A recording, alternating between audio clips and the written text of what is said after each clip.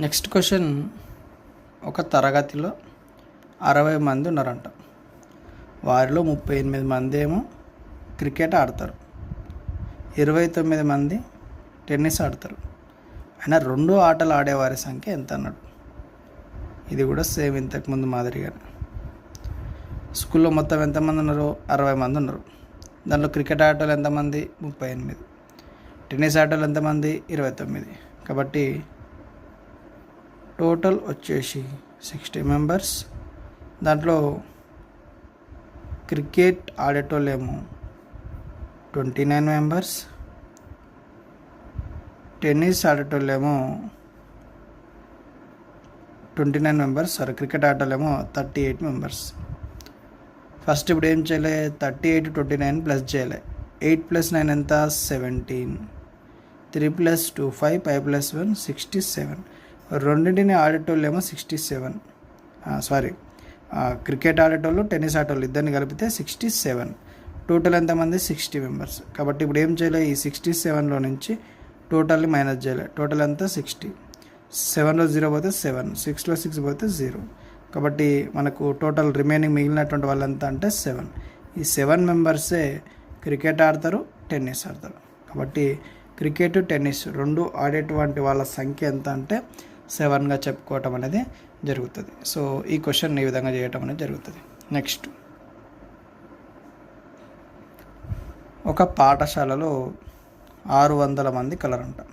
వారిలో 65% మంది తెలుగు మాట్లాడతారు, 40% మంది హిందీ మాట్లాడతారు. అయినా రెండింటిని మాట్లాడే వారి సంఖ్య ఎంత అని అడిగిండు. ఫస్ట్ ఒక స్కూల్లో ఎంతమంది ఉన్నారు? టోటల్ వచ్చేసి 600 మెంబర్స్ ఉన్నారు. దాంట్లో తెలుగు మాట్లాడేటోళ్ళేమో 65%, హిందీ మాట్లాడేటోళ్ళేమో 40%. ఈ రెండింటిని ప్లస్ చేయాలి. ఫస్ట్ 5 + 0 5, 6 + 4 100 అంటే 105. సో ఇది తెలుగు హిందీ మాట్లాడేటోళ్ళు. దీన్ని మనం ఏం చేయాలి, ఇప్పుడు 100%లోకి నుంచి మైనస్ చేస్తే మనకు 2 మాట్లాడే వాళ్ళ పర్సంటేజ్ వస్తుంది. So 100% minus 105%. సో 100లో 105 పోతే మనకి ఎంత వస్తుంది? 5% వస్తుంది. కాబట్టి 5% అనేది 2 మాట్లాడేటోళ్ళు అట్లా. మరి అసలు 5% వాల్యూ కావాలి. కాబట్టి 5% అంటే 5/100 ఇంటూ అసలు ఆ స్కూల్లో మొత్తం స్టూడెంట్స్ ఎంతమంది? 600. కాబట్టి 600 రాసినాం. సో ఈ 0s ఈ 2 zeros క్యాన్సిల్ అయిపోయినాయి. కాబట్టి మనకు రిమైనింగ్ మిగిలిన వాల్యూ ఎంత? 5 × 6, 5 × 6 = 30. అంటే 5% వాల్యూ ఎంత అంటే 30. స్కూల్ లోపల 2 లాంగ్వేజెస్, తెలుగు హిందీ 2 లాంగ్వేజెస్ మాట్లాడేటువంటి పిల్లలు ఎంతమంది అంటే 30 మందిగా చెప్పుకోవచ్చు. ఫస్ట్ ఇచ్చినటువంటి 2% ప్లస్ చేసి ఆ వచ్చినటువంటి వాల్యూస్ని మనం 100 నుంచి మైనస్ చేస్తే మనకు కావాల్సిన పర్సంటేజ్ వస్తుంది. ఆ వచ్చిన పర్సంటేజ్ని డిపెండ్ చేసుకొని రిమైనింగ్ వాల్యూని మనం ఐడెంటిఫై చేయటం అనేది చేయాలి. సో ఇది ఒక రకమైనటువంటి ప్రాబ్లం. నెక్స్ట్, ఒక ఉద్యోగి తన జీతంలో 30% ఆహారానికి, 20% ఇంటి అద్దెకు, 15% స్కూల్ ఫీజులు, 10% రవాణాకి ఖర్చు చేసాను. అతని పొదుపు వచ్చేసి 1250. అయినా అతని జీతం ఎంత? సో ఫస్ట్ మొత్తం పర్సంటేజ్ ఆయన అన్నిటిపైన చేసినటువంటి ఖర్చుల పర్సంటేజ్ ఎంతనో ఐడెంటిఫై చేయాలి. 30% + 20% 50%, 50 + 15 65%, 65% + 10% 75%. అంటే టోటల్గా ఆయన చేసినటువంటి ఖర్చు 75%. మరి మనకి ఇది ఇచ్చింది పొదుపు కాబట్టి, సో ఈ 75ని మనం 100లో అంటే 100%లో నుంచి తీసేస్తే మనకు పొదుపు వస్తుంది. 100%లోకి నుంచి 75% మైనస్ చేస్తే 25% వస్తుంది. అంటే 25% అనేది పొదుపు. అంటే 25% వాల్యూ ఎంత? 1250. అయితే మనకి ఇక్కడ ఏమడిగిండు, అసలు అతను మొత్తం జీతం ఎంత అని అడిగిండు. కాబట్టి 100% వాల్యూ ఎంత అని ఐడెంటిఫై చేయాలి. తెలియదు కాబట్టి దాన్ని ఏమనుకుంటాం? ఎక్స్ అనుకుంటాం. సో దీన్ని ఏం చేయాలి? ఫస్ట్ క్రాస్ మల్టిప్లికేషన్ చేయాలి. 100 × 1250 దీన్ని ఎక్స్తో మల్టిప్లికేషన్ చేస్తే is equal to 25 × X. So cancel చేయడానికి వస్తే క్యాన్సిల్ చేద్దాం. 5 టేబుల్ వచ్చు కదా, 5 5 జా 25, 5 2 జా 10, 0 ప్లస్లో 0, 5 1 జా 5, 4 జా. కాబట్టి దీన్ని 4 into 1250 is equal to X. దీంతో మల్టిఫికేషన్ చేద్దాం. సో 1250 ఇంటూ 4, 4 0 4, 4 5 జా 22, ఇక్కడ 0, ఇక్కడ 4 2 జా 8, 8 ప్లస్ 2 10, 1 8 0 8, 4 1 జా 4, 4 ప్లస్ 1 5. అంటే 4ని 1250తో మల్టిఫికేషన్ చేస్తే మనకు వచ్చినటువంటి వాల్యూ 5000. కాబట్టి ఎక్స్ వాల్యూ వచ్చేసి ఎంత అంటే 5000గా చెప్పుకోవటం అనేది జరుగుతుంది. సో దీనికి సంబంధించినటువంటి సొల్యూషన్ మనం ఈ విధంగా చేయటం అనేది జరుగుతుంది. ఫస్ట్ ఆయన మొత్తం ఖర్చులకు సంబంధించిన పర్సంటేజ్ని 100% నుంచి తీసేసి ఆ వచ్చినటువంటి శాతంని పొదుపుగా తీసుకున్నాం కాబట్టి, సో పొదుపు 25% = 1250 కాబట్టి మనకు కావాల్సింది మొత్తం జీతం కాబట్టి దాన్ని 100% అనుకొని దానికి సంబంధించిన సొల్యూషన్ ఈ విధంగా చేయటం అనేది జరిగింది. సో నెక్స్ట్ ప్రాబ్లం సాల్వ్ చేసేటువంటి ప్రయత్నం చేద్దాం. నెక్స్ట్, ఒక ఉద్యోగి తన జీతంలో 30% ఆహారానికి, మిగిలిన అన్నాడు ఇక్కడ బాగా గుర్తుపెట్టుకోండి, మిగిలిన దాని లోపల 20% ఇంటి అద్దెకు, మళ్ళీ మిగిలిన దాని లోపల 10% స్కూల్ ఫీజులకు చెల్లించను.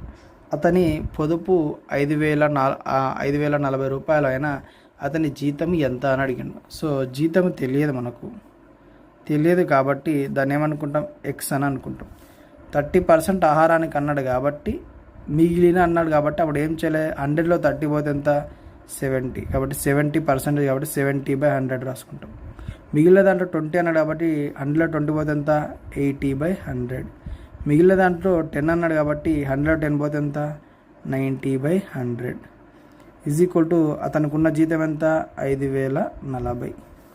సో ఇలా రాసుకున్నాను. ఫస్ట్ 30% మిగిలిన అన్నప్పుడు 30 అంటే 100లో 30% పోతే ఎంత, 70, 20 పోతే 80, 10 పోతే 90. కాబట్టి ఇలా రాసుకున్నాం. సో దీన్ని ఏం చేయాలి ఇప్పుడు మనము, ఈ 100లన్నీ ఇటు సైడ్ పోతాయి. X into 70 into 80 into 90 is equal to 5040 into 100 into 100 into 100. So ఈ 0 సో ఇక్కడ ఈ జీరో క్యాన్సిల్ అయిపోయినాయి. కాబట్టి ఇక్కడ మనం మళ్ళీ క్యాన్సిల్ చేసుకోవడానికి ఏమైనా వీలుంటే వాటిని క్యాన్సిల్ చేసుకునే ప్రయత్నం చేద్దాం. ఫస్ట్ 9 టేబుల్తో దీన్ని క్యాన్సిల్ చేసే ప్రయత్నం చేద్దాం. 9 1 9 టేబుల్లో 50 వస్తుందా, రాదు. సో మరి 9 టేబుల్లో 50 కాకుండా ఇంకెంత వస్తుంది, 9 5 45 వస్తుంది. సో 45 పోతే ఇంకెంత ఉంటుంది, అక్కడ 54 ఉంటుంది. 9 6 54, ఇక్కడ 0 ప్లస్లో 0 అట్లా పెట్టుకున్నాం. సో ఇప్పుడు ఎంత వచ్చింది, 560 రావటం అనేది జరిగింది. సో దీన్ని మనం 8 టేబుల్తోటన్నా 7 టేబుల్తోటన్నా క్యాన్సిల్ చేసుకునే ప్రయత్నం చేద్దాం. సో 8 టేబుల్ వస్తుంది, 8 1 8 7 56 కాబట్టి 0. సో ఇది 8 కూడా క్యాన్సిల్ కావటం అనేది జరిగింది. నెక్స్ట్ 7 టేబుల్ డైరెక్ట్ 7 1 7 10 ఇది కూడా క్యాన్సిల్ అవ్వడం జరిగింది. సో ఇప్పుడు రిమైనింగ్ మనకి ఇక్కడ ఏం మిగిలింది, ఎక్స్ ఒకటే మిగిలింది. కాబట్టి ఎక్స్ ఈజ్ ఈక్వల్ టు ఇక్కడ 10, ఇక్కడ 100, ఇక్కడ 10. కాబట్టి ఎక్స్ ఈజ్ ఈక్వల్ టు ఇక్కడ అన్ని 1 1 పెట్టుకున్నా. ఇక్కడ ఎన్ని జీరోస్ కామన్ ఉన్నా అన్ని పెట్టుకున్నా, 1 2 3 4. కాబట్టి 1 2 3 4 ఎక్స్ వాల్యూస్ వచ్చేసి ఎంత అంటే 10,000. సో అతని జీతం వచ్చేసి 10,000 అయితే అతని పొదుపు వచ్చేసి 5,040గా మనం చెప్పుకోవటం అనేది జరుగుతుంది. కాబట్టి ఈ రకమైనటువంటి క్వశ్చన్స్ వచ్చినప్పుడు మనకు మిగిలిన అనే వర్డ్ కనిపించిందంటే దాన్ని ఈ విధంగా రాసుకొని సాల్వ్ చేసేటువంటి ప్రయత్నం చేస్తే మనకి ఈజీగా ఆన్సర్ రావడం అనేది జరుగుతుంది.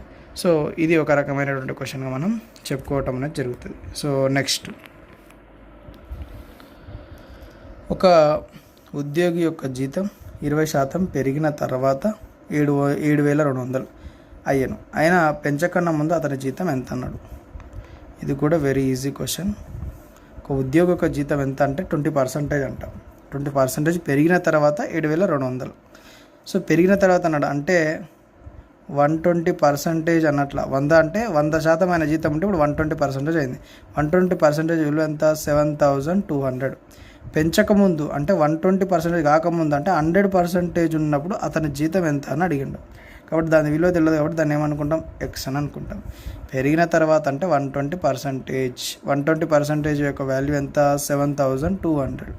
మరి అసలు 100% పెంచకముందు అతను ఒరిజినల్ జీతం ఎంత అంటే 100% వాల్యూ ఎంత. సో ఇలా రాసుకొని దీన్ని క్రాస్ మల్టిప్లికేషన్ చేసుకోవాలి. 120 into x is equal to 100 into 7200. First ఈ జీరో క్యాన్సల్, సింపుల్. 12 టేబుల్ వచ్చు కదా, 12 1 12 6 కాబట్టి x is equal to 100 into ఇక్కడ 6 పక్కన 0 ఒకటి 60. So x is equal to 100ని 60తో మల్టిప్లికేషన్ చేస్తే 6000. సో ఎక్స్ వాల్యూ వచ్చేసి ఎంత అంటే మనకు 6000గా రావటం అనేది జరిగింది. కాబట్టి ఒక ఉద్యోగి యొక్క జీతం 20% పెరిగింది అన్నాడు కాబట్టి అది 120% అయింది. 120% వాల్యూ వచ్చేసి 7200. పెంచకముందు తెలియాలి కాబట్టి దాని 100% వాల్యూ ఎంత అనేది ఐడెంటిఫై చేయడానికి ఇట్లా రాసుకుని దాన్ని క్రాస్ మల్టిప్లికేషన్ చేసినాం. నెక్స్ట్, ఒక వ్యక్తి యొక్క వేతనం 10% తగ్గించిన తర్వాత 108 అయ్యాను. అతని తగ్గించక ముందు అతని వేతనం ఎంత అంటే తగ్గిస్తే 108 రూపాయలు అయిందంట. మరి తగ్గించక ముందు అతని జీతం ఎంత అని అడిగిండు. కాబట్టి వేతనం తగ్గించిన ఎంత 10%. సో 100లో 10% తగ్గిస్తే ఎంత 90%. సో 90% వాల్యూ వచ్చేసి 108 రూపాయలు అయినా తగ్గించక ముందే ఎంత అని అడిగిన. కాబట్టి 100% వాల్యూ ఎంత ఇది తెలియదు కాబట్టి దీని ఏమనుకుంటాం ఎక్స్ అనుకున్నాం. సో దాని క్రాస్ మల్టిప్లికేషన్ ఇంతకుముందు మాదిరి x into 90 is equal to 100 into 108. So ఈ జీరో క్యాన్సల్, 9 1 9 1 9 2.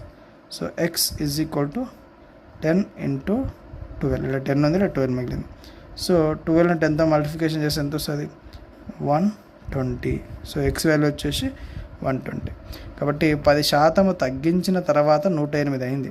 10% తగ్గేక ముందు ఆయన ఉన్నటువంటి జీతం ఎంత అంటే 120గా ఉండటం అనేది జరిగింది. సో ఇది ఒక రకమైనటువంటి క్వశ్చన్గా మనం చెప్పుకోవచ్చు. నెక్స్ట్, ఏ యొక్క జీతం బి కన్నా 20% తక్కువ, బి జీతం ఏ కన్నా ఎంత శాతం ఎక్కువ. ఇలా ఎక్కువ తక్కువ అనేటువంటి ఇట్లా పర్సంటేజ్ ఇచ్చి ఒక పర్సంటేజ్ ఇచ్చి ఎక్కువ తక్కువ అని అడిగితే దానికి ఫార్ములా ఇది x divided by 100 plus x into 100. పెరిగినప్పుడేమో ఎక్కువ అన్నప్పుడేమో లాభం అన్నప్పుడేమో x by 100 plus x into 100 చేయాలి. తరిగినప్పుడు నష్టం అన్నప్పుడేమో x by 100 minus x into 100 చేయాలి. మరి క్వశ్చన్ పైన ఏమడిగిండు, ఎప్పుడైనా సరే ఇక్కడ చూసుకోవాలి మనం, తక్కువ ఎక్కువ అనేది ఇక్కడ చూసుకోవాలి. ఏ యొక్క జీతం బి కన్నా 20% తక్కువ అన్నాడు. తక్కువ అన్నప్పుడు మనం ఉపయోగించాల్సినటువంటి ఫార్ములా ఏంటి, సింపుల్గా గుర్తుపెట్టుకోండి. తక్కువ అన్నప్పుడు మనం ఉపయోగించాల్సినటువంటి formula x by 100 minus x into 100. So x value ఎంత ఇచ్చారు ఇక్కడ 20 బై 100 మైనస్ ఈ ఎక్స్ వాల్యూ ఎంత 20 into 100 is equal to 20 by 100లో 20 పోతే ఎంత ఉంటుంది 80 ఇంటూ 100. ఈ జీరో క్యాన్సల్, 2 1 2 4. కాబట్టి మనకున్న వాల్యూస్ ఏమొచ్చాయి ఇప్పుడు ఇక్కడ 100/4. 4తో 100 క్యాన్సిల్ అవుతుంది కదా, 4 1 4 2 8 4 5 20. ఎంత పర్సంటేజ్ 25% రావటం అనేది జరిగింది. కాబట్టి ఎప్పుడైనా సరే సింపుల్గా ఇట్లా మనకు ఒక అంటే ఏ యొక్క జీతము బి యొక్క జీతం అని ఇట్లా ఇచ్చేసి సో దాంట్లో ఎక్కువ తక్కువ అని అడిగినప్పుడు ఏమో దానికి సంబంధించినటువంటి formula x by 100 plus x into 100 అనేటువంటి ఫార్ములా మనం ఉపయోగించడం అనేది జరుగుతుంది. సో తక్కువ అన్నప్పుడేమో 100 మైనస్ ఎక్స్ అనేటువంటి ఫార్ములాను మనము ఉపయోగించడం అనేది జరుగుతుంది. సో ఈ యొక్క ప్రాబ్లంకి సంబంధించి మీరు ఈ యొక్క ఫార్ములాస్ మీరు జాగ్రత్తగా గుర్తుపెట్టుకున్నట్టయితే దీనికి సంబంధించి ఎలాంటి క్వశ్చన్స్ అయినా సరే మీకు ఎగ్జామ్లో వచ్చినప్పుడు వాటికి ఆన్సర్స్ మీరు ఈజీగా చేయగలుగుతారు. సో ఇది మనకు ఒక రకమైనటువంటి క్వశ్చన్గా మనము చెప్పుకోవచ్చు. సో రవి యొక్క జీతం సునీల్ యొక్క కన్నా 10% తక్కువ అయినా సునీల్ జీతం రవి కంటే ఎంత శాతం ఎక్కువ అని అన్నాడు. సో ఇక్కడ మనకు తక్కువ అడిగిండా ఎక్కువ అడిగిండా, ఇక్కడ తక్కువ అని అడిగిండు. సో ఇక్కడ కూడా same problem same solution, X by 100 minus x into 100. So x value ఎంత 10/100 మైనస్ ఎక్స్ ఎంత 10 ఇంటూ 100 ఈజ్ ఈక్వల్ టు 10/100లో 10 పోతే ఎంత 90 ఇంటూ 100. సో ఈ జీరో క్యాన్సల్. ఏముంటుంది 10 10s 100. 100 divided by 9. 9తో దీన్ని డివిజబుల్ చేయడానికి వస్తుంది. 9 1s మళ్ళీ ఇక్కడ 1 ఉంటుంది కాబట్టి 9 1s ఇది ఎంత ఉంటుంది 1/9. కాబట్టి 11 1/9%. అంటే రవి యొక్క జీతం సునీల్ కన్నా 10% తక్కువ అయినప్పుడు సునీల్ జీతము రవి కన్నా ఎంత శాతం ఎక్కువ అన్నప్పుడు ఫార్ములా వచ్చేసి x/100 - x × 100 చేస్తే మనకు దానికి సంబంధించినటువంటి సొల్యూషన్ రావటం అనేది జరుగుతుంది. సో నెక్స్ట్ కింద ఇంకొక రకం సేమ్ అదే ప్రాబ్లం కూడా ఇక్కడ జరిగింది. ఏ యొక్క జీతం బి జీతం కన్నా 10% ఎక్కువ అయినా బి జీతం ఏ కన్నా ఎంత శాతం తక్కువ. ఇక్కడ ఎక్కువ అని ఇచ్చింది కాబట్టి మనం ఉపయోగించాల్సిన ఫార్ములా x/100 + x × 100 ఈ ఫార్ములా ఉపయోగిస్తాం. సో = x వాల్యూ ఎంత 10/100 ప్లస్ x అంటే ఎంత 10 × 100 = 10/100 + 10 110 × 100. 0 0 క్యాన్సల్. సో ఇక్కడ 10 10s 100 డివైడెడ్ బై 11. 11 టేబుల్లో 100 వస్తుందో రాదు, 99 వస్తుంది. ఇప్పుడు 11 9s 99. రిమైనింగ్ వాల్యూ 1 ఉంటుంది, కింద 11 కాబట్టి 11. కాబట్టి దీని ఆన్సర్ వచ్చేసి 9 1/11%.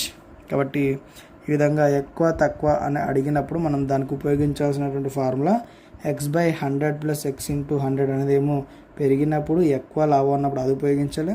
తక్కువ తరిగిన నష్టం అన్నప్పుడేమో x/100 - x × 100 అనేటువంటి ఫార్ములా అప్పుడు ఉపయోగించడం అనేది చేయాలి. So next question. గోధుమల ధర 20% పెరుగును. ఒక కుటుంబం వారి ఖర్చును మార్చకుండా ఉండిన ఎంత శాతం గోధుమల వాడకాన్ని తగ్గించవలను? ఇది కూడా ఒక రకమైన క్వశ్చన్. సో పెరిగిందంట, సో అసలు మార్చవద్దు, అదే విధంగా ఉండాలి, అట్లనే ఉండాలి, అదే విధంగా ఉన్నప్పుడు దాన్ని ఎంత తగ్గించవాలను ఇలా అడిగినప్పుడు ఏం చేయాలంటే 20% పెరిగిందని అన్నాడు కాబట్టి 20 డివైడెడ్ బై 120 × 100గా రాసుకోవాలి. ఎందుకంటే పెరిగింది అని అన్నాడు. ఫస్ట్ గోధుమల ధర ఎంత ఇయ్యలేడు కాబట్టి దాన్ని 20% పెరిగింది అన్నాడు కాబట్టి సో దాన్నే 20గా అనుకొని పెరిగిన శాతాన్ని 120 రాసుకొని ఇంటూ 100 చేస్తే మనకు దీనికి సంబంధించిన ఆన్సర్ వస్తుంది. సో ఇక్కడ ఈ జీరో క్యాన్సల్. 2 1s 2 6s. కాబట్టి ఇప్పుడు రిమైనింగ్ మనకి ఏముంది 100/6 రావటం అనేది జరిగింది. నేను 2 టేబుల్ 2 3s 2 5s 0 అలాగే. సో 50/3 వచ్చింది. దీన్ని క్యాన్సిల్ చేద్దాం. 3 1s 3 6s 2/3 రిమైనింగ్ వాల్యూ. కాబట్టి 16 2/3% అనేది వస్తుంది. సో అంటే తగ్గించకుండా వాడిన అంటే ఎంత శాతం తగ్గించాలంటే 16 2/3% తగ్గించాలి. అంటే గోధుమల యొక్క ధర 20% పెరిగింది. ఒక కుటుంబం వారి ఖర్చు అస్సలు మార్చకుండా ఉంటే ఎంత శాతం ఆ యొక్క గోధుమల వాడకాన్ని తగ్గించాలంటే 16 2/3% దాని యొక్క వాడకాన్ని తగ్గించడం అనేది చేయాలి. ఇది దానికి సంబంధించినటువంటి పర్సంటేజ్. నెక్స్ట్, ఒక టీవీ ధర 25% పెరిగాను.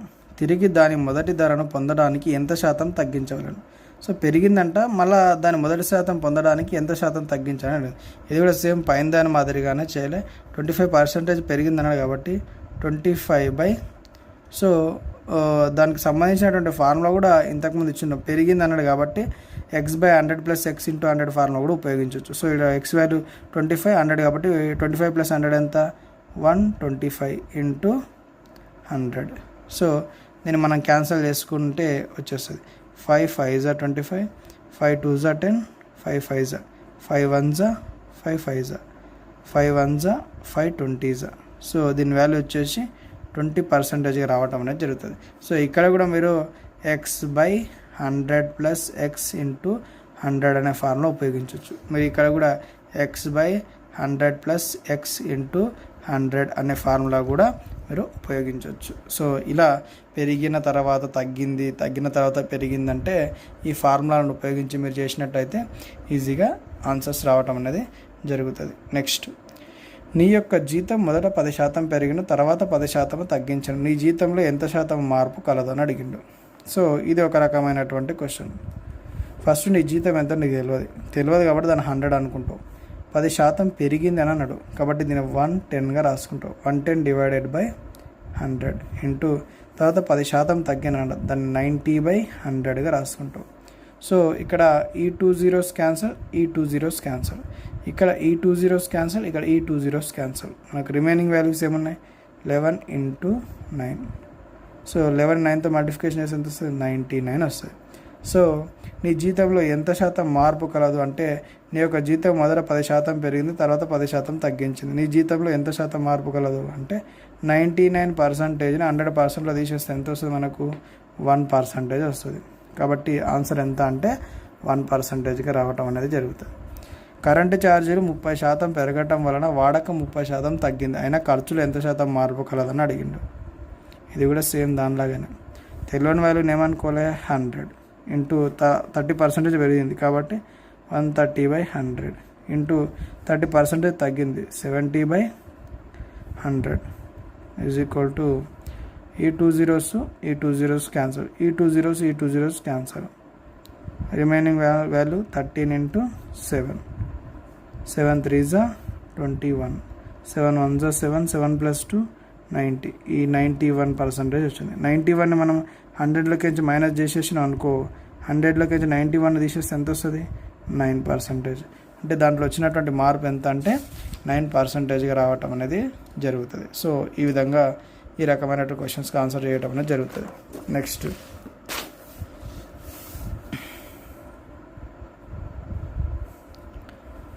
దీర్ఘ చతురస్రం యొక్క పొడవు 30% పెరిగను, వెడల్పు 20% తగ్గిను, దానిని వైశాల్యంలో ఎంత శాతం మార్పు కలదని అడిగింది. కాబట్టి 30% పెరిగిందంట, 20% తగ్గిందంట. అయితే దాని వైశాల్యంలో ఎంత శాతం మార్పు వచ్చిందని అడిగిండు. కాబట్టి సేమ్ ఇంతకుముందు మాదిరిగానే మనకు అసలు దీర్ఘచతురస్రం సంబంధించి వైశాల్యం ఏంది తెలియదు కాబట్టి దాన్ని 100 అనుకుంటాం.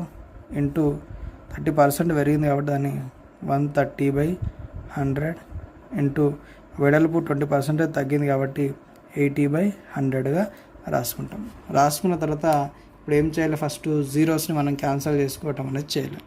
కాబట్టి ఇక్కడ ఈ 2 zeros క్యాన్సల్, ఇక్కడ ఈ 2 zeros క్యాన్సల్, ఈ 2 zeros క్యాన్సల్, ఈ 2 zeros ఈ 2 zeros క్యాన్సల్. సో 30 × 8.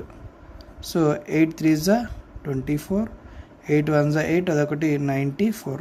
ఈ 94%ని 100లోకి మైనస్ చేస్తే ఎంత వస్తుంది? మనకు 6 వస్తుంది. కాబట్టి దాని వైశాల్యంలో వచ్చినటువంటి మార్పు ఎంత అంటే 6%గా రావటం అనేది జరుగుతుంది. సో ఇలా పెరిగినా తగ్గినా అన్నప్పుడు మనకు అక్కడ దాని వాల్యూస్ ఇయర్ కాబట్టి ఇయనటువంటి వాల్యూస్ మనం అందరం ఏమనుకోవాలి? 100గా అనుకొని ఆ యొక్క ప్రాబ్లంకి సంబంధించిన సొల్యూషన్ చేసినట్టయితే మనకు ఈజీగా ఆన్సర్ రావటం అనేది జరుగుతుంది.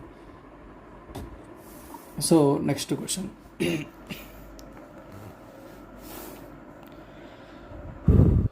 దీర్ఘచతురస్రం యొక్క పొడవు 20% పెరిగను, వెడల్పు 10% పెరిగను, అయినా దాని వైశాల్యంలో ఎంత శాతం పెరిగను అడిగాను. సేమ్ ఇది కూడా ఇంతకుముందు మాదిరిగానే చేయాలి. ఫస్ట్ దీర్ఘచతురస్రంకి సంబంధించినటువంటి వైశాల్యం దానికి సంబంధించిన ఏదైనా ఇచ్చారంటే ఏమి ఇవ్వలే కాబట్టి దాన్ని ఏమనుకోవాలని చెప్పా? 100 అనుకోవాలని చెప్పిన. కాబట్టి 100 ఇంటూ 20% పెరిగింది కాబట్టి దాన్ని ఏం చేయలే? 120/100. 10% తగ్గింది కాబట్టి 90/100. ఇలా రాసుకున్న తర్వాత ఏం చేయాలని చెప్పా? ఫస్ట్ ఇక్కడ జీరోస్ని మనం క్యాన్సిల్ చేసుకోవటం అనేది చేయాలి. ఈ 2 zeros క్యాన్సల్, ఈ 2 zeros క్యాన్సల్, ఈ 2 zeros క్యాన్సల్, ఈ 2 zeros క్యాన్సల్. కాబట్టి 12 × 9. 12 9తో మల్టిప్లికేషన్ చేస్తే 9 2s 18, 9 1s 9, 9 + 1 10. సో 108% వచ్చింది. సో ఎంత పెరిగింది అన్నాడు కాబట్టి 108ని -100%లకి తీసేస్తే 108లో 100 పోతే ఎంత? 8%. వైశాల్యంలో ఎంత శాతం మార్పు వచ్చింది? 8% మార్పు రావడం అనేది జరిగింది. సో నెక్స్ట్ ఇంకో రకమైనటువంటి క్వశ్చన్. సో దీనికి సొల్యూషన్ చేసేటువంటి ప్రయత్నం చేద్దాం. ఒక పట్టణం యొక్క జనాభా 4000 అంట. ప్రతి సంవత్సరం 20% పెరిగిన 2 సంవత్సరాల తర్వాత జనాభా ఎంత అని అడిగింది. ఫస్ట్ జనాభా ఎంత? 4000.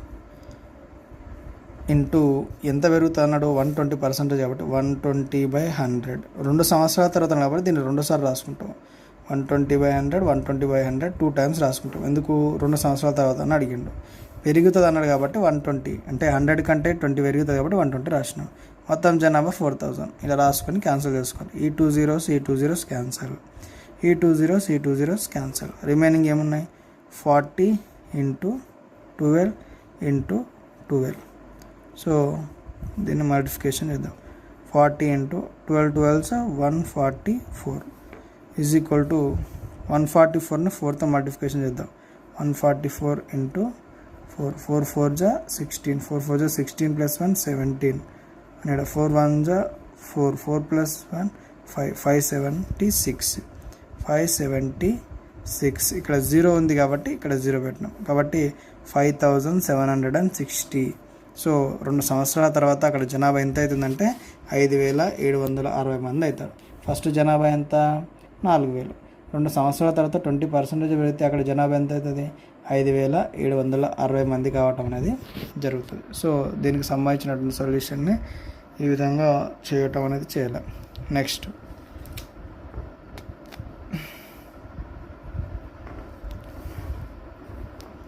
ఒక పట్టణం జనాభా 6000.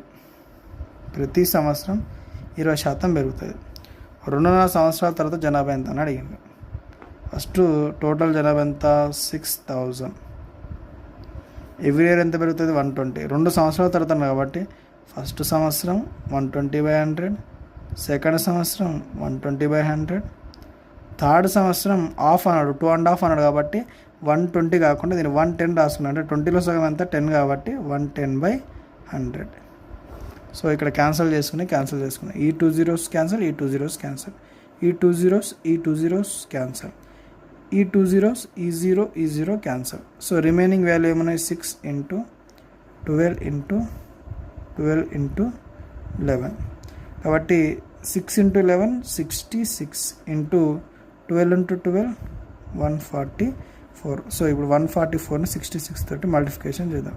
144 × 66 6 4 జా 24 6 4 జా 24 + 2 26 6 1 జా 6 6 + 2 8 6 4 జా 24 కాబట్టి 2 ఇక్కడ 4 ఇక్కడ 6 4 జా 24 25 26 2 ఇక్కడ 6 ఇక్కడ 6 1 జా 6 6 + 2 8 4 + 4 6 + 4 ఎంత 10 కాబట్టి 1 × 0 2 8 + 6 ఎంత 14 14 + 1 15 కాబట్టి 1 × 5 ఇక్కడ 8 + 1 9 కాబట్టి 66ని 144తో మల్టిప్లికేషన్ చేస్తే ఎంత వచ్చింది మనకు 9504. సో ఇది మొత్తం 2.5 సంవత్సరాల తర్వాత ఆ యొక్క పట్టణం జనాభాగా మనం చెప్పుకోవడం అనేది జరుగుతుంది. సో ఇది ఒక రకమైనటువంటి క్వశ్చన్. నెక్స్ట్ ఒక స్కూటర్ 30,000. దాని ధర ప్రతి సంవత్సరం 20% తగ్గుతుంది. 2 సంవత్సరాల తర్వాత దాని ధర ఎంత? ఆడ పెరిగింది, ఇక్కడ తగ్గింది. ఫస్ట్ స్కూటర్ రేట్ ఎంత 30,000 ఇంటూ ఎవ్రీ ఇయర్ ఎంత తగ్గుతుంది 20% తగ్గుతుంటే దాన్ని 80% 80/100. ఎన్ని సంవత్సరాలు 2 సంవత్సరాలు కాబట్టి 80/100ని 2 టైమ్స్ రాసుకున్నాం. కాబట్టి ఫస్ట్ ఏం చేయాలి 0 క్యాన్సిల్, ఈ 2 zeros క్యాన్సిల్, ఈ 2 zeros క్యాన్సిల్, ఈ 2 zeros క్యాన్సిల్, ఈ 2 zeros cancel. So remaining values రాసుకున్నాం. ఇక్కడ 300, ఇక్కడ 8, ఇక్కడ 8. సో 300 × 8 8 జా 64. 3ని 64తో మల్టిప్లికేషన్ చేద్దాం. ఈ zeros 2 అలానే రాసుకుందాం.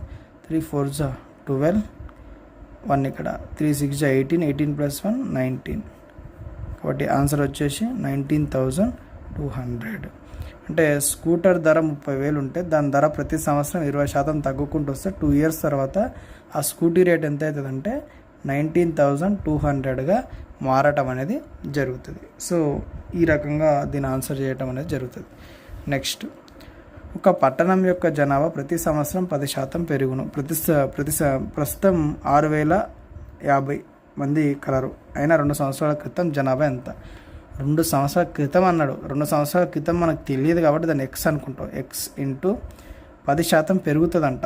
ఎన్ని సంవత్సరాలు? 2 సంవత్సరాల క్రితం 10% పెరిగింది కాబట్టి తెలియదు కాబట్టి ఎక్స్ అనుకొని దాన్ని పెరిగింది కాబట్టి 110/100 ఇంటూ 110/100 2 సంవత్సరాలు అన్నాడు కాబట్టి 2 సంవత్సరాల తర్వాత ఎంత ఉందంట 6050 మంది ఉన్నారంట. సో ఇలా రాసుకున్నాం. సో తెలియదు కాబట్టి ఫస్ట్ ఏం చేస్తాం, ఈ పైన వాల్యూస్ని ఒక దగ్గర కిందనవన్నీ ఇక్కడ సైడ్ తీసుకెళ్తాం. X into 110 into 110 is equal to 100 into 100 into 6050. First ఈ జీరో ఈ జీరో ఈ జీరో ఈ జీరో క్యాన్సిల్ అయిపోయింది. సో ఇది క్యాన్సిల్ అయిపోయింది. 11 టేబుల్ తోటి 11 1s 11 5s 55 11 5s 55 0 11 1s 11 5s అయిపోయింది. X is equal to 100 into 50. So 100ని 50తో మల్టిప్లికేషన్ చేస్తే 5000 వస్తుంది. సో ఎక్స్ వాల్యూ వచ్చేసి 5000. సో ఈ విధంగా మనకు క్రితము అనే ఇచ్చినప్పుడు ఫస్ట్ క్వశ్చన్ అర్థం చేసుకొని దానికి సంబంధించినటువంటి ప్రాసెస్ని ఈ విధంగా చేసే ప్రయత్నం చేయాలి. So next question,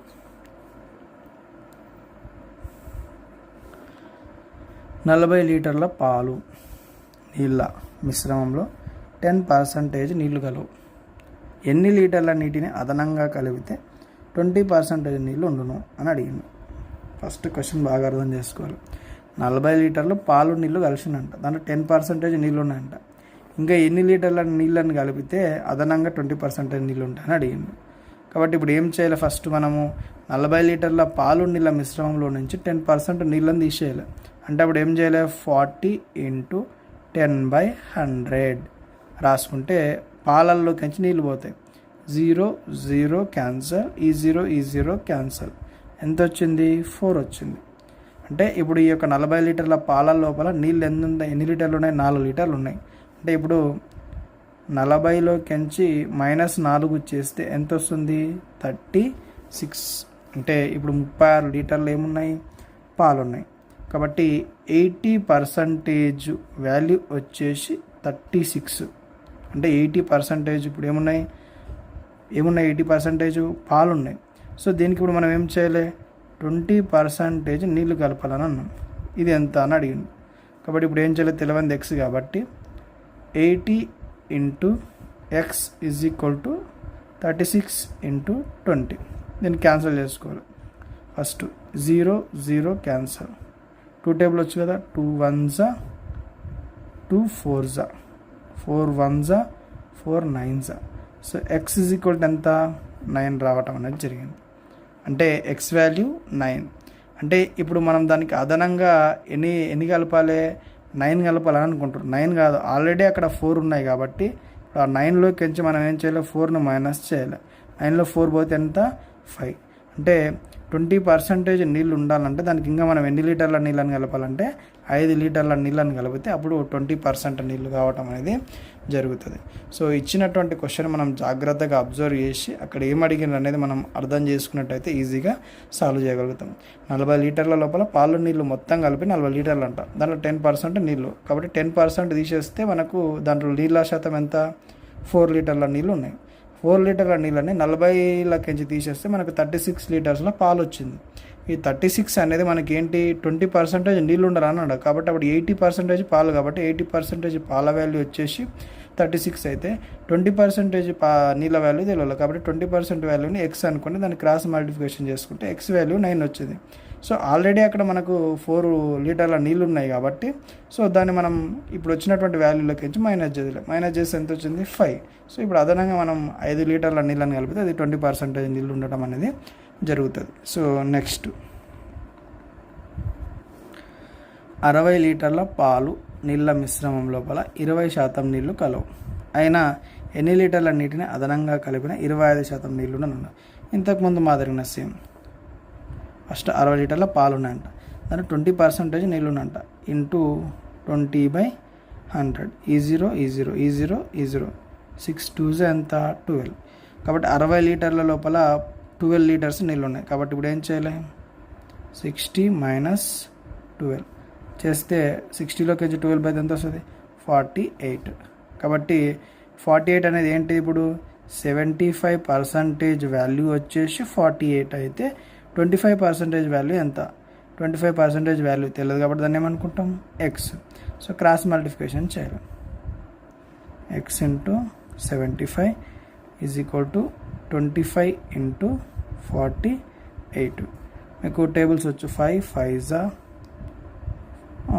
5 1s 5 5s 5 1s 5 3s 3 1s 3 1s 3 6s.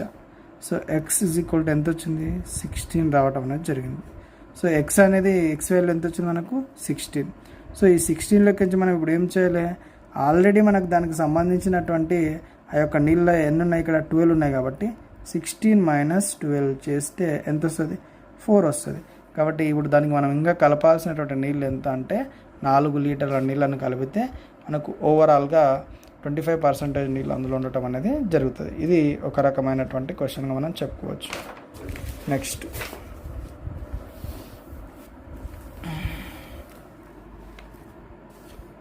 30 లీటర్ల మిశ్రమంలో 20% ఉప్పు కలదంట. 5 లీటర్ల మిశ్రమం ఆవిరైపోయిందంట. అయినా మిగిలిన మిశ్రమం లోపల ఉప్పు శాతం ఎంత అని అడిగిండు. సో క్వశ్చన్ మనం జాగ్రత్తగా అర్థం చేసుకుంటే మనకు ఆన్సర్ రావడం అనేది జరుగుతుంది. సో ఫస్ట్ 30 లీటర్ల మిశ్రమం ఉందంట, దాంట్లో 20% ఉప్పు కలదంట. ఎంత పర్సంటేజ్ 20%. కాబట్టి ఫస్ట్ దీంట్లో 20% వాల్యూ తీద్దాం. 20/100 0 0 0 0 3 2s 6.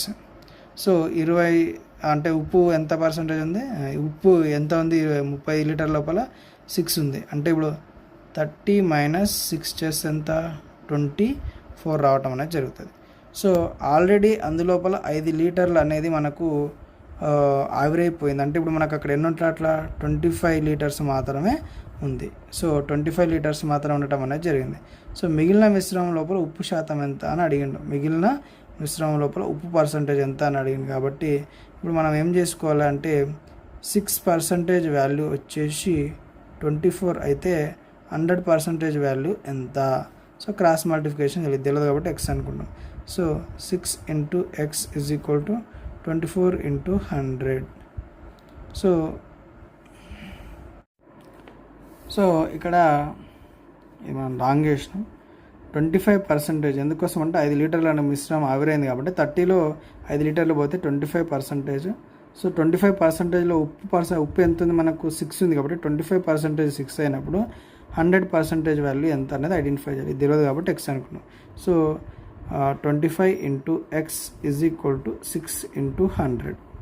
So 5 5s 25, 5 2s 25, 1s 5 4s. X is equal to 6 4s 24. So ఇది మనకు ఆన్సర్గా రావడం అనేది జరుగుతుంది. నెక్స్ట్ ఒక తరగతిలో బాలురు మరియు బాలికల మధ్య నిష్పత్తి 5:3 అయినా బాలుర శాతం ఎంత అని అడిగిండు. సో బాలుర శాతం అడిగింది కాబట్టి 5 మొత్తం విద్యార్థులంతా 8.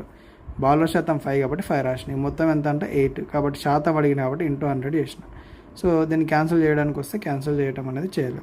సో మీ అందరికి టేబుల్స్ వచ్చు కదా, 4 2s 4 2s 4 5s. So 25 into 5 చేయాలి. 5 5s 25, 5 2s 10, 125/2.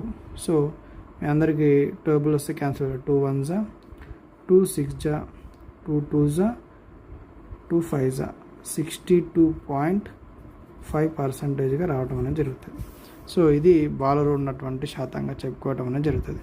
సో బాలురు అది కాబట్టి 5 రాసుకున్న 5 టోటల్ బాలురు బాలికలు 5 + 3 8 కాబట్టి 8 ఇంటూ 100 రాసుకొని క్యాన్సిల్ చేసుకొని చేస్తే ఇలా రావటం అనేది జరుగుతుంది. నెక్స్ట్